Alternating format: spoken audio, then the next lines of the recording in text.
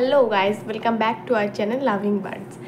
তো আমি নতুন ব্লগ চ্যানেল শুরু করেছি, আর আমি শুধু ব্লগ চ্যানেলে যে প্রতিদিন কি করছি না করছি এগুলোই ভিডিও দেব। আমি সেটা করব না, আমার যেটা মনে হয় যে আমি তোমাদের সাথে কিছু কথা শেয়ার করব মাঝে মাঝে, যেগুলো আমার মনে আসবে যে হ্যাঁ, কিন্তু সত্যি কথা বলতে দেখবে একটা বন্ধু দরকার, সবার একটা বন্ধু দরকার কথা শেয়ার করার জন্য। তো আমি ভাবলাম যে আমি তোমাদের সবাইকেই বন্ধু বানাই আর আমার কথাগুলো শেয়ার করি, কারণ আমার কথাগুলোর মধ্যে যে ভুল ত্রুটিগুলো থাকবে সেগুলো তোমরা আমাকে ধরিয়ে দিতে পারবে যে হ্যাঁ, এইটা তুমি যেটা বলছো সেটা আমার মনে হয় ভুল, বা তোমরা তোমাদের মনের কীরকম কি মনে হচ্ছে কথাগুলো, মানে তোমাদের মনের যে আমি যেরকম আমার মনের কথাটা প্রকাশ করছি সেখানে তোমরা তোমাদের মনের কথাটা প্রকাশ করবে কমেন্টে, বা যেভাবেই হোক না কেন সেটা আমি জানতে পারবো যে আমি ভুল ভাবছি নাকি।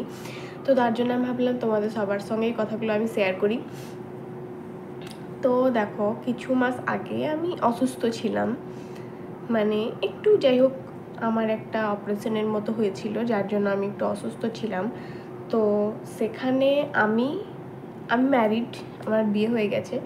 তো সেখানে আমার বর বলে যে না, তুমি আমাদের বাড়িতেই থাকো, তুমি হচ্ছে তোমার মানে আমার মায়ের বাড়ি, ওখানে যেতে বারণ করে যে না, তুমি এখানেই থাকো, আমাদের বাড়িতে থাকো, আমার সঙ্গে থাকো।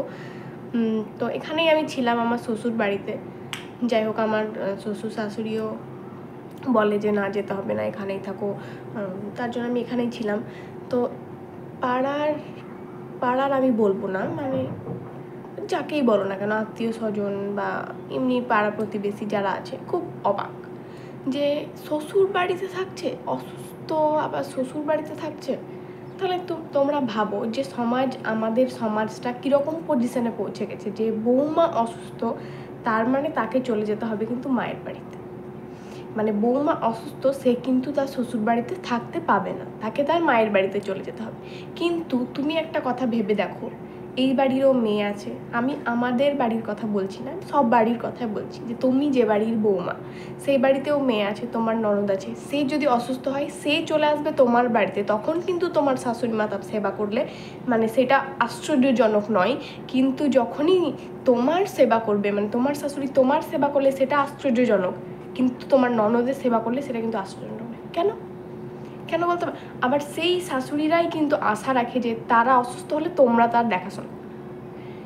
সত্যি আমি যখন এখানে ছিলাম, আমি অনেকেই আমাকে বলেছে যে শ্বশুর বাড়িতে আছে, নিয়ে যায়নি বাপ মায়ে বা কিছু, যাই হোক না কেন। হ্যাঁ, আমার আব্বু মাও নিয়ে যেতে চেয়েছিল, এটা না যে নিয়ে যেতে চায়নি, কিন্তু এরা যেতে দেয়নি, আমার বর স্পেশালি যেতে দেয়নি যে না, তুমি আমার কাছেই থাকো, আমি তোমার দেখাশোনা করবো। আমার শ্বশুর শাশুড়িও যেতে দেয়নি যে না, এখানেই থাকো।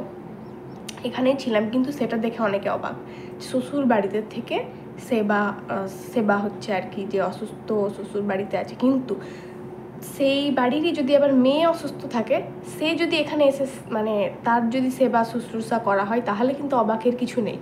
তাহলে তোমরা ভাবো যে সমাজ এখনও কতটা পিছিয়ে আছে। আর এটাই একটা নিয়ম হয়ে গেছে যে বাড়ির বৌমা অসুস্থ হলে তাকে মায়ের বাড়িতে চলে যেতে হবে, কিন্তু এই বাড়ির মেয়ে যদি অসুস্থ হয় তাহলে সেও তার শ্বশুর বাড়িতে এখানে চলে আসবে। মানে এটা একটা নিয়ম হয়ে গেছে যে এই বাড়ির মানে যে বাড়ির বৌমারা অসুস্থ হবে তখন আর তার কিন্তু সেই শ্বশুর বাড়িতে থাকা যাবে না, তাকে তার বাপের বাড়িতে চলে যেতে হবে।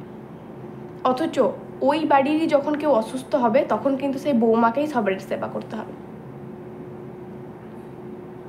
সত্যি তো আমার এটা মনে হয় যে এই নিয়মটা অবশ্যই বদলানো দরকার। আমরা যে সমস্ত এখন যে জেনারেশনের মানুষগুলো আছি, আমরা সবাই সোশ্যাল মিডিয়াতে খুবইভাবে যুক্ত যাই বলো না কেন। তো আমার মনে হয় যে তোমরা সবাই নিজেরা চেঞ্জ হয়ে যাও, তাহলে হয়তো আমাদের পরবর্তী জেনারেশনটা চেঞ্জ হতে পারে। আমরা চেঞ্জ করে দেবো যে না, আমরা যখন বৌমারা যখন অসুস্থ হবে তার সেবা তার শ্বশুর শাশুড়ি বর সবাই করবে, আর বাড়ির সবাই যখন অসুস্থ হবে তখন তার সেবা বৌমা করবে, তবেই তো একটা ভালো সম্পর্ক তৈরি হবে, তাই না? আর আমরা যদি মনে করি যে না, মেয়ে অসুস্থ হলে বাপের বাড়িতে চলে আসবে, মানে বৌমা অসুস্থ হলে বাপের বাড়িতে চলে আসবে, কিন্তু শাশুড়ি অসুস্থ হলে বা শ্বশুর অসুস্থ হলে বৌমাতে দেখাশোনা করবে, মানে এটা কীরকম? আমার মনে হয় না যে এই নিয়মটা ঠিক। তো এটাই যদিও এখন নিয়ম হয়ে গেছে, তো আমরা আশা করি আমাদের জেনারেশনের যে সমস্ত ছেলে মেয়েরা আছি তারা, আমার মনে হয় যে আমরা চাইলেই চেঞ্জ করতে পারি। আমরা যখন এবার থেকে, আমি বা তোমরা যারাই হও না কেন, যখন এবার থেকে অসুস্থ হবে কেউ শ্বশুর বাড়ি ছেড়ে যাবে না, শ্বশুর বাড়িতেই থেকে যাবে। আর যদি তারপরে যদি দেখাশোনা না করে তখন ভবিষ্যৎ তো আছেই, তাই না?